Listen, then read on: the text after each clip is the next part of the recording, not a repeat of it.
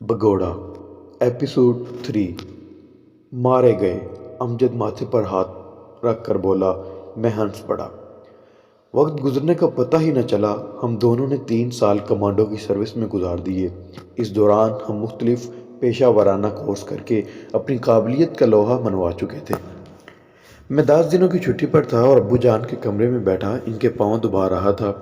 चचा जान भी उधर ही मौजूद थे और अब्बू जान के साथ ज़मीनों की बाबत कुछ गुफ्तगू कर रहे थे। चचा जान और हम अभी तक एक ही हवेली में रहायश पजीर थे। चचा जान अब्बू जान को बिल्कुल अपने बाप की तरह समझते थे। इसी तरह हम बहन भाइयों के साथ भी इनका रवैया बहुत पुरशफ़क़त था। अलबत्ता हमारी गलतियों पर टोकना या कोई मुनासिब सज़ा का काम भी चचा जान ही को सर अंजाम देना पड़ता। पुत्र पानी तो पिला दो। दौरान गुफ्तगू चचा जान मोहम्मद मुखातब हुए। मैं सर हिलाकर कमरे से बाहर निकल गया। चचा जान चूँकि ताज़ा पानी को पसंद करते थे, इसलिए मैं गिलास उठाकर नलके की समत बढ़ गया। पानी के गिलास भरकर लौटने ही लगा था कि मैं भाई मोहम्मद जान को तेज़ कदमों से चचा फाजिल की कमरे की तरफ बढ़ते देखा। चचा अब्बू के पास बैठे थे। मैंने उसे आवाज़ दी और वो सर हिलाकर अब्बू के कमरे की तरफ मुड़ गया। मैं भी जल्दी से इसके पीछे कमरे में पहुंच गया। मुझे लग रहा था कि भाई के साथ कोई हादसा पेश आ गया है। मैं जैसे ही कमरे में दाखिल हुआ, मुझे मोहम्मद जान की तेज़ आवाज़ सुनाई दी, जिसने मेरे अंदेशों की तस्दीक कर दी। चचा, आज भी चौधरियों के मवेशी हमारी फसल में घुस गए थे। मैंने अकबर खान से शिकायत की तो वो उल्टा मेरे गले पड़ गया और कहने लगा, जाओ तुम रपट लिखवा दो या कुछ और कर सकते हो तो कर लो। देखा भाईजान, चचा मोहम्मद जान को जवाब देने की बजाय अब्बू जान से मुखातब हुए। मैं इसी ज़मीन की बात कर रहा था। इससे पहले भी अनवर खां के मवेशी वक्तन फ़वक्तन हमारी फसल का बेड़ा गर्क करते रहते हैं। ये चक्कर 7-8 महीनों से चल रहा है। पहले पहल तो मैंने नज़रअंदाज कर दिया और बजाय इसके कि इसके बेटे इख्तियार से काम लेते, वो बिल्कुल बेपरवाह हो गए। फिर मैंने अनवर खान से शिकायत की, लेकिन वो हंस कर टाल गया। कह रहा था, भाई तुम्हारी ज़मीन चारों तरफ से हमारी ज़मीन में गिरी हुई है, ये हमें बेच दो और इसके बदले जंगल की ज़मीन ले लो। मगर मेरे सख्ती से इनकार करने पर बोला, चलो हम इख्तियार करेंगे। अभी इस बात को 2 दिन नहीं गुजरे, आज फिर ये वाक़या हो गया। हूँ। अब्बू जान लंबी सांस लेकर एक लख्ता के लिए सोच में पड़ गए और मैंने इसी असना में आगे बढ़कर चचा को पानी पेश कर दिया। फाजिल, चंद दिन मज़ीद देखो, फिर कुछ करते हैं। अब्बू जान 8 महीने से तो देख रहे हैं। भाई मोहम्मद जान पस्त आवाज़ में बोला, लेकिन साफ नज़र आ रहा था कि इसने बड़ी मुश्किल से अपने गुस्से को कंट्रोल किया हुआ है। लेकिन ये सिर्फ इसकी नहीं, हम तमाम भाइयों की आदत थी कि हम अब्बू जान से दब कर बात करते थे। चचा फाजिल से हम हर किस्म की गुफ्तगू कर लेते थे। अब तो उन्होंने हमें बुज़दिल समझना शुरू कर दिया है। पिछले हफ्ते हमारी एक गाय गलती से इनके खेत में चली गई थी। उन्होंने इतनी पिटाई की कि इसकी पीठ पर निशान पड़ गए और आज अकबर खान कह रहा था कि यह ज़मीन सीधे तरीके से हमारे हवाले कर दो, वरना लेने के और भी तरीके आते हैं हमें। खैर है पुत्र, चंद दिन सब्र कर लो। अब्बू जान इसी ठंडे लहजे में बोले। इनके लेने के तरीके भी देख लेते हैं, इसके बाद देने के तरीके इनको दिखाएंगे। मोहम्मद जान, जी अब्बू जान कहकर कमरे से निकल गया। मैं भी इसके पीछे बाहर आ गया। भाई मोहम्मद जान, आपने उसे कुछ कहा नहीं? जब हम अब्बू के कमरे से थोड़ा दूर आ गए तो मैंने भाई से कहा, ताकि अब्बू जान ये चचा फाजिल न सुन सकें। बस इसकी तड़ियाँ सुनकर चचा से शिकायत करने आए थे और वो अकेला कहाँ था फौजी साहब। 2 मुस्टंडे वो बेगैरत पहलवान जो ज़िंदगी में भी कभी कश्ती नहीं जीते, वो इसके हमराह थे और मैं अकेला था। दूसरी बात है, चचा फाजिल ने भी मना किया है कि कभी झगड़ा शुरू नहीं करना। अभी तक वो वहीं होंगे, मैंने इस्तफसार किया। तो और क्या, शाम तक वहीं फिरते रहते हैं। एक डेरा बनाया हुआ है जहाँ गर्मियों में भंग और सर्दियों में चरस का दौर चलता है। चलो फिर उन्हीं की तरफ चलते हैं। मैं बैरूनी दरवाजे का रुख करते हुए बोला, यार फौजी, अबू को पता चल गया तो खफा होंगे। मोहम्मद जान ने मुझे रोकने की वाजबी सी कोशिश की। अबू जान को पता नहीं चलेगा हम कौन सा हथियार ले जा रहे हैं। चलो फिर, जो अल्लाह ने चाहा। इसने मेरे हमरा कदम बढ़ाए।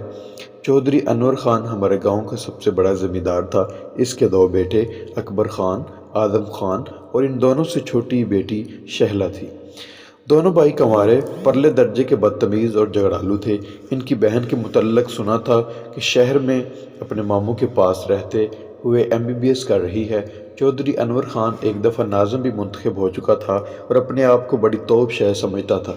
اس کے بیٹے اس سے بھی چند قدم آگے تھے۔ بھرتی سے پہلے میں نے بھی چونکہ زیادہ تر پڑھائی لکھائی میں مشغول رہا اور بھرتی ہونے کے بعد پردیسی ہو گیا، اس لیے چودھری اور اس کے خاندان کے متعلق میری معلومات واجبی سی تھی۔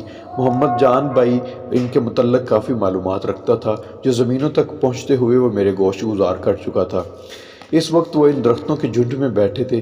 جیسے ہی چودھری کا ڈیرا نظر آیا، محمد جان نے انگلی سے درختوں کے جھنڈ کی طرف اشارہ کیا۔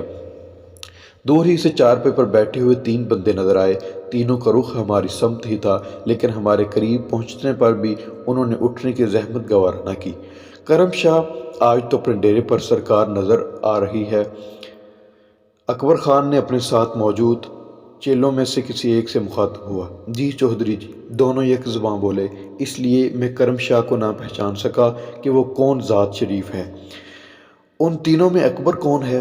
میں نے سلام کہنے کی بجائے محمد جان بھائی سے پوچھا، حالانکہ اکبر خان چہرے بشرے اور لباس سے واضح طور پر پہچانا جا رہا تھا، لیکن میرا مقصد چونکہ اکبر خان کی بے عزتی کرنا تھا، اس لیے میں نے اسے چودھری اکبر خان کی بجائے صرف اکبر کہا۔ میں ہوں چودھری اکبر خان فوجی صاحب۔ اکبر خان چارپائی پر سے اچھل پڑا اور کھڑا ہو گیا۔ اس کے اٹھتے ہی دونوں پہلوان بھی جلدی سے کھڑے ہو گئے۔ اکبر خان ڈیل ڈول میں امجد کے مشابہ تھا، البتہ ٹریننگ نے امجد کی باڈی کو مضبوط اور سخت کر دیا تھا۔ اس کے برعکس اکبر خان کی باڈی نرم جھلک رہی تھی۔ اگر اپنے آپ کو چودھری کہنے سے بندہ چودھری بن جاتا ہے تو پھر تو آرمی میں موجود سارے نائی اور میراثی بھی چودھری ہیں، کیونکہ وہ بھی اپنے آپ کو وہاں چودھری ہی سمجھتے ہیں۔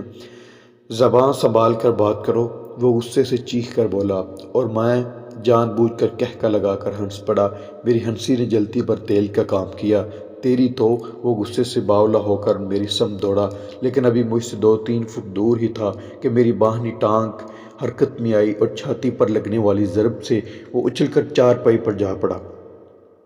اسے سنبھال لو بھائی، محمد جان کو یہ کہتے ہی میں دونوں پہلوؤں کی طرف متوجہ ہوا۔ اپنے حریف کا کمزور پہلو اور اپنے مطلوبہ نتائج مد نظر رکھو۔ طاقت کی بجائے اپنی عقل پر بھروسہ کرو۔ پہلے پہن اپنے ہاتھ میں رکھو، دشمن کے حملہ کرنے سے پہلے حملہ کر گزرو۔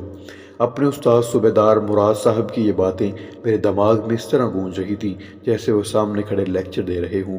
میں اٹھتا ہوا گیا اور اس سے پہلے کہ وہ دونوں پہلوان محمد جان یا میرے خلاف کوئی ایکشن لیتے، ان کے سر پر جا پڑا۔ میرا مقصد چونکہ ان کو عارضی طور پر نکارہ کرنا تھا، اس لیے ایک ٹھوڑی پر میں نے دائروی مکہ جڑ دیا۔ وہ اسی جگہ گر گیا۔ اسی اثناء میں دوسرے نے اپنے دونوں ہاتھ بڑھا کر مجھے گریبان سے پکڑا اور اپنی طرف کھینچا۔ میں چاہتا تو آسانی سے اپنا گریبان چھڑا سکتا تھا، لیکن میں نے ایسی کوئی کوشش نہ کی۔ جیسے ہی اس نے مجھے اپنے قریب کیا، میں نے اپنا بایاں گھٹنا اوپر اٹھا کر پوری قوت سے اس کی دونوں ٹانگوں کے درمیان دے مارا۔ اوہ کی آواز سے نیچے جھکتا چلا گیا۔ ٹھوڑی پر لگنے والی دوسری ضرب نے اسے بھی ہوش و خرد سے بیگانہ کر دیا تھا۔ محمد جان اور اکبر خان دونوں گتھم گتھا تھے۔ اس وقت میں دونوں سورماؤں کو بے ہوش کر کے ان کی طرف مڑا۔ اس وقت محمد جان اسے نیچے گرا کے تابڑ توڑ مکے برسا رہا تھا۔ نیچے سے اکبر خان بھی اسی کوشش میں مصروف تھا۔ بس بھائی جان، چھوڑو اس نمونے کو، میں نے محمد جان کو بازو سے پکڑ کر پیچھے کھینچا۔